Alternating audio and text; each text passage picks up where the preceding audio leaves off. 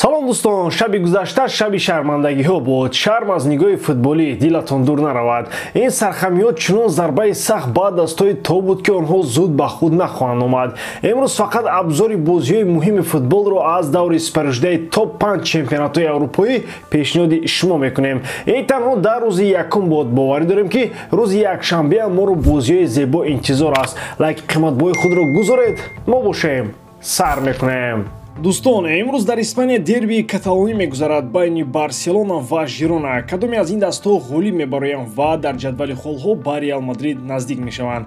Барои бозам шавқовартар шудани ин бозӣ дӯстони мо аз 1x ба он коэффициентҳои баландро пешниҳод мекунанд. Дар менюи асосии барнома ба аксия даромада дар ставка без риска ба ғалаба ва ё мусовии дилхуд даста то $50, яъне то 500 сомонӣ натарсида ставка кунед ва дар ҳоли сӯхтани чек маблағ ба ҳисобатон бармегардад. Барои ин ба лични кабинет ворид шуда участия в аксияхро аз назар гузаронед ва боварӣ ҳосил кунед ки бонус на спорт фаъол бошад. ссилкаи бозӣ дар комментарияи ин видео.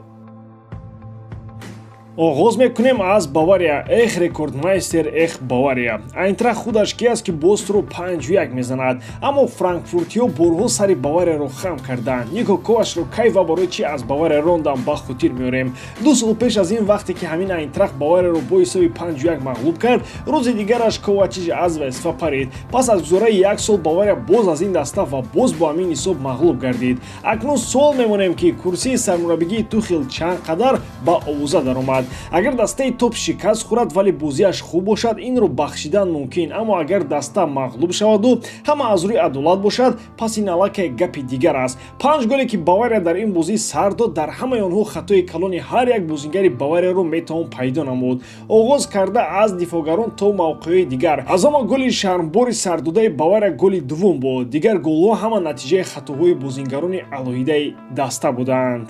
шармандаи дигари ҳафта дар Англия аст. Манчестер Юнайтед дар бозӣ бо Бормунд гӯё фаромӯш кард ки футбол чӣ аст. Пас аз нимаи якум ки ҳисоби 1-0 ба суди Бормунд буд, умедҳо барои камбек буданд, вале нимаи дуввум нишон дод ки МЮи кунунӣ агар дар як бозӣ ғолиб шавад, паси он чанд бозиро бояд ҳатман ҷазир кунад. Шумо ягон бор дидаед ки дар ягон ҳафтаи охир сармураббиро ҳам бо ҷоизаи беҳтарини мураббии мо қадрдонӣ кунанду баъд ҳамон рӯзо аз Весфа гиранд. Тенхак метавонад ҳамин хел шавад.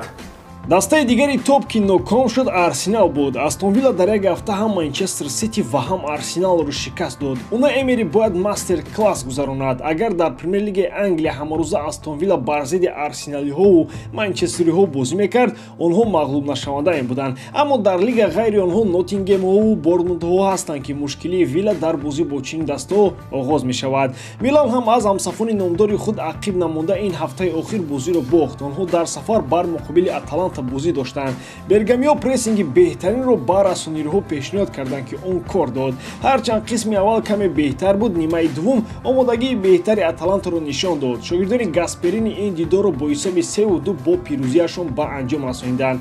Боруссия Дормунд ки дар Лигаи Чемпионҳо дар гурӯҳи марг бо Милан дар як саф аст, пеш аз бозии Лигаи Чемпионӣ имкониятро бой дод. Дормундиҳо ҳар боре ки фурсати хуби мавқеҳои беҳтарини ҷадвалро дошта бошанд, ҳатман ба бохт дучор мешаванд. Ин гӯё анъана шудааст. ин навбат РП Лейпциг дастаи шаҳри Дормундро бо ҳисоби 3-2 шикаст дод. ҳатто тарафдории беҳтарини Сигнал Идуна Парк кӯмак накард. дар Испания Реал Мадрид дар сафар бар зидди Бетис соҳиби 3 имтиёз шуда натавонист. бозӣ дар майдони Бетис ҳамеша душвор аст, аммо барои Беллингем ин фарқ надорад. ӯ голи навбатиашро ба ҳадаф расонд. дар 18 бозӣ ин барои ҷуд голи 16-ум дар ҳаёти мадридиё мебошад. баъди голи ӯ футболбозони Бетис яке аз голҳои зеботарини ҳафтаро ба ҳадаф расонда ҳисобро баробар карданд. бо ҳамин ҳисоби бозӣ хотима ёфт. Анчелотти дар нишасти матбуотӣ пас аз бозӣ қайд кард ки аз нигоҳи бозиву аз маҳорати шогирдонаш розӣ аст ва аммо дар футбол на ҳамеша ғалаба мекунем. бозии ҳардуи ҷониб дар сатҳи олӣ буд. инҷо метавон бо Анчелотти розӣ шуд. акнун мегузарем ба онҳое ки бозиашонро бо ғалаба тамом карданд. пас аз ҳамаи нокомиҳои дастҳои Англия, Ливерпул миёнро сахт баста дар рақобат бо Кристал Пелас дастболо шуд. барои Муҳаммад Салоҳ ин бозӣ бисёр муҳим буд. ӯ голи 200-уми худро дар Премер Лигаи Англия ба самар расонд. дар ҳаёти Ливерпул бошад, барои ҳамлагари мисрӣ ин голи 150-ум буд. Ливерпул бо ҳисоби 2-1 Кристал Пеласро шикаст дода, пас аз ин ғалаба ба зинаи якуми ҷадвали Премер Лигаи Англия баромад. дер боз мерсайдиҳо дар чунин баландӣ набуданд. дар Италия Интер дар майдони худ рақибашро эҳсос накард. Шогирдони Симоне Инзаги дастаи Удинезеро ҷазои сахт доданд. Миланиҳо дар қисми аввал ҳамаи корро ҳал карда дар нимаи дуввум танҳо бозиро идора мекарданд. Прессинги олии нерадзуриҳо барои аксулҳуҷумҳои бозингарони Удинезе ягон имконият намонд. Лаутаро Мартинес беҳтарин бозингар дар майдон буд. Ӯ ҳам гол зад ва ҳамчунин пеналти кор намуд. Дар маҷмӯъ ин бозингар дар ҳисобаш дар Серия А дар соли 2023 28 гол дорад. Дар як соли тақвимӣ дар Серия А бештар аз ин танҳо Кристиан Виера ва Диего Милитау гол заданд. Яъне Мартинес то ҳанӯз вақт дорад ки ин рекордро ҳам дигар кунад. Дастои номдори Фаронса пирӯзии худро соҳиб шуданд. Монако бар Рен ва ПСЖ бар Нант бо ҳисоби 2-1 дастболо гардиданд. Бозии муҳим дар футболи тоҷик рақобати Истиқлол ва Равшан буд. Истиқлол пеш аз ин бозӣ дар рақобат бо Куктош чемпион шуда буд, аммо ҷомро пас аз бозӣ бо Равшан гирифт. Равшани шаҳри клуб чанд маротиба дар ду мавсими охир Истиқлолро ноком кард. Инҷо бошад пойтахтиё бо голҳои Себай ва Шервони Мабадшоев дастболо гашта пирӯзиашонро ҷашн гирифтанд. баъди ин бозӣ ҷоми қаҳрамонӣ ба дастаи Истиқлол дода шуд. ин тим акнун қаҳрамони 12-каратаи чемпионати Тоҷикистон мебошад. ба ҳамин тамом воридам ки ҷодкории ман ба шумо писанд меояд. Лайк, комментария ва дар канал обуна шуданро аз ёд набароред. бо шумо мисли ҳар вақта Муҳаммад Гаиров. хай бародарон, дар паноҳи Аллоҳ.